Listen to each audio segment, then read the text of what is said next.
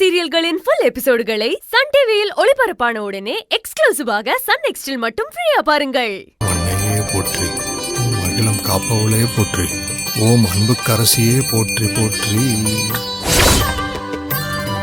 எல்லாம் வல்ல தாயே போற்றி போற்றி போற்றி.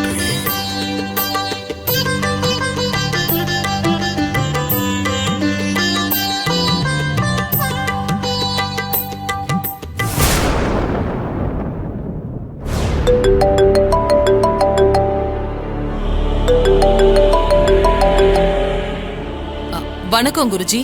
அம்மாவுக்கு என்னுடைய வணக்கங்கள். எப்படி இருக்கீங்க குருஜி? அம்மாவோட பார்வையால நான் அமோகமா இருக்கேன். அம்மா ஊருக்கு போனவங்க என்ன திரும்பி வரல போல இருக்கு. ஆமா குருஜி, என் தம்பியோட பொண்ணுக்கு கல்யாணம் நடக்க போகுது. நேத்து தான் நிச்சயம் முடிஞ்சது. அடுத்த வாரம் கல்யாணம் ஃபிக்ஸ் பண்ணிருக்காங்க. அதான் ஒரேடியா கல்யாணத்தையும் முடிச்சிட்டு வரலான்னு இருக்கேன். ரொம்ப சந்தோஷம்மா. அந்த கல்யாணம் நல்லபடியா நடக்க நான் கடவுளை வேண்டிக்கிறேம்மா. தேங்க்ஸ் குருஜி. நீங்க வேண்டிக்கிறேன்னு சொன்னது அந்த கடவுளே எனக்கு நேரடியா வரம் கொடுத்த மாதிரி இருக்கு. அச்சோ, அப்படியெல்லாம் சொல்லாதீங்கம்மா. நான் ரொம்ப சாதாரண மனுஷம்மா. குருஜி, அப்புறம் நான் அனுப்புன அந்த 2 கைரேகையும் பாத்துட்டீங்களா? அத சொல்றதுக்கு தாமா நான் இப்ப உங்களுக்கு போன் பண்ணேன். நீங்க கைரேகை அனுப்புன பையனோட ஜாதகத்தை நான் பார்த்தேன். ரொம்ப யோகமான ஜாதகமா. கோடியில ஒருத்தருக்கு தான் இந்த மாதிரி ஜாதகம் அமையும். பையன் பிறக்கும் போதே கோடீஸ்வரனா தான் பிறந்திருப்பான்.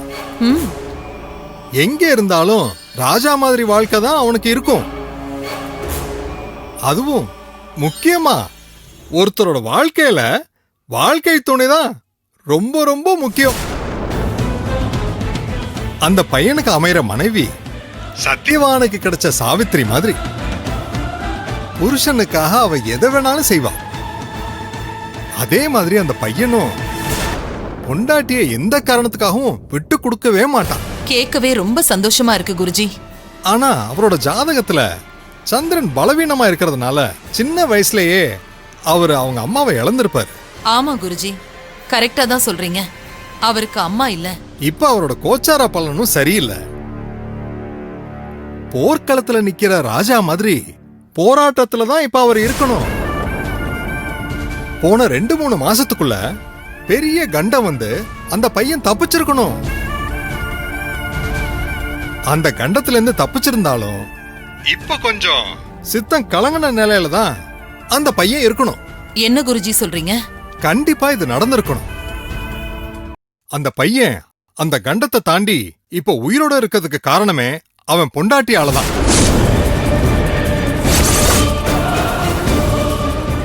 என்ன குருஜி சொல்றீங்க? பொண்டாட்டியாலையா? ஆமாமா. ஆனா அந்த பொண்டாட்டிய அந்த பையன் இப்ப பிரிஞ்சுதான் இருக்கணும்.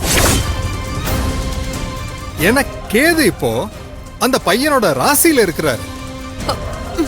குருஜி, நீங்க சொல்றது எனக்கு ஒண்ணும் புரியலையே. என்னம்மா சொல்றீங்க? ஆமா குருஜி, அந்த பையனுக்கு இன்னும் கல்யாணமே ஆகலையே. என் தம்பி மகளுக்கு கல்யாணம் ஆக போகுதுன்னு சொன்னல, அந்த பையனுக்கும் என் தம்பி பொண்ணுக்கும் தான் கல்யாணம் நிச்சயம் பண்ணிருக்கோம். என்ன? 2 பேருக்கும் தான் கல்யாணமே நடக்க போகுது. நீங்க என்னடானா அவருக்கு கல்யாணமே ஆயிடுச்சுன்னு சொல்றீங்க?